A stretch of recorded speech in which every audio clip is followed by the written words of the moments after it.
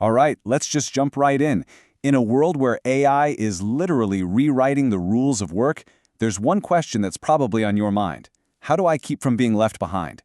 Today, we're not just talking about learning. We're going to break down a new survival guide for this AI age. So let's get into it. First up, a world of change.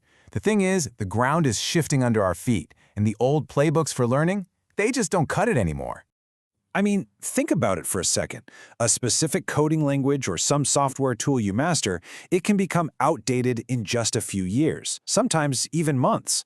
That specialized knowledge that used to guarantee a career, well, it can now have a surprisingly short shelf life. And this isn't some far-off theoretical problem, right? This is personal. It really forces us to ask ourselves, am I actually adapting, or am I just slowly becoming irrelevant without even realizing it? You know, this quote from David Schwartz, it just nails the passive danger we're all in. The default path, if you do nothing, is mediocrity. It's just so much easier to scroll than it is to study, isn't it? So if we're not actively pushing back, our environment is going to pull us down. And that leads us to this core mindset shift from Jim Rohn. What you learned in school, that was just the starting line, not the finish line. To really succeed and build a fortune, and we're not just talking about money, but a fortune of opportunity and relevance, you have to commit to continuous, deliberate self-education. So how do we do that? Let's break down 3 key principles. Okay, let's jump into our first principle. Build your semantic tree. Now, this is a really powerful mental model that comes from Elon Musk, and it completely reframes how we should learn. It's not about learning more. It's all about learning smarter.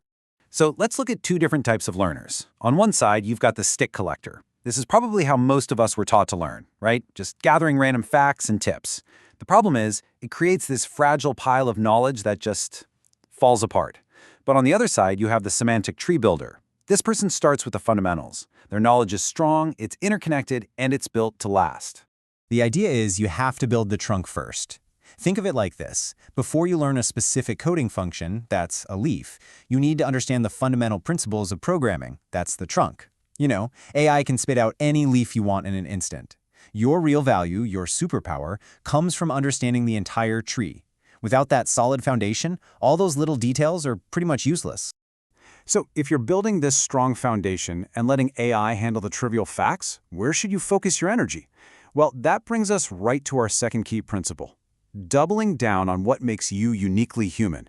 Look, machines are incredible at processing data, finding patterns, and just executing tasks. But our greatest competitive advantage, our real superpower, lies in those timeless skills that, well, they just can't be automated. So what are these so-called superpower skills? We're talking about effective listening, true leadership, and clear communication. Notice something? None of these are technical. They're all about connection and influence. School taught us how to read and write, sure, but it rarely taught us these deeper, much more valuable abilities. And this quote from Stephen Covey, man, it just perfectly captures the challenge of listening. We all hear, but very few of us actually listen. Most of the time, let's be honest, we're just waiting for our turn to talk. The ability to listen with the real intent to understand, that's a rare and incredibly powerful skill. And what about leadership? This isn't about some fancy job title. It's the ability to take an idea, a solitary fantasy, and inspire other people to help make it real. That is a profoundly human act that no algorithm is ever going to replicate. Period. Okay, so this brings us to our third and final principle. We know how to learn and we know what to learn. But how do we actually make it a consistent habit? Well, let's look at a simple rule that's shared by some of the world's top performers. It all comes down to this one number, 5. What could that possibly mean? It's the 5-hour rule. It's the simple practice of setting aside 1 hour every single weekday. That's 5 hours a week for deliberate learning. Ben Franklin did it. You see modern examples like Bill Gates and Mark Zuckerberg doing it. They get it. They understand that learning isn't something you do once and you're done. It's a lifestyle. It's a non-negotiable investment in their own future. And that excuse of being too busy, it's a total trap. In today's world, being too busy to learn is like being a race car driver who's too busy driving to stop for gas. It makes no sense. You are literally choosing to make yourself obsolete. Okay, so we've got the framework. Build a semantic tree. We've got the focus, master human skills. And we have the habit, apply the 5-hour rule. But even with all of that in place, there is one final hurdle that can derail everything. And it's this invisible enemy that honestly we all face: distraction. See, your real enemy isn't some robot coming to take your job. It's your own scattered attention.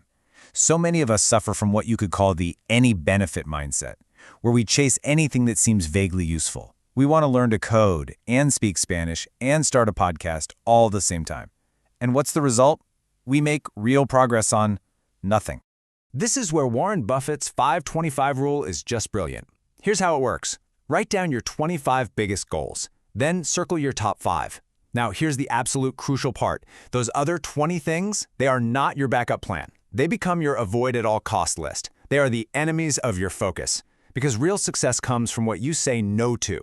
And all of this brings us to the final and maybe the most important idea. All these principles, the tree, the human skills, the 5-hour rule, the intense focus, they're all pointing toward one single thing. I just love this quote from C.S. Lewis because it frames this whole journey so perfectly. We are like eggs at present. We must be hatched or go bad. Think about that. We all have this immense potential inside us, but potential isn't enough. An egg doesn't fulfill its purpose by just staying an egg, right? It has to go through a difficult, transformative process. It has to hatch. And really, that's the ultimate takeaway here. The future belongs to the people who are willing to do the work, to struggle a bit, to break out of their shell of comfort and constant entertainment. It belongs to those who choose to hatch. So the only question left for you is, are you ready?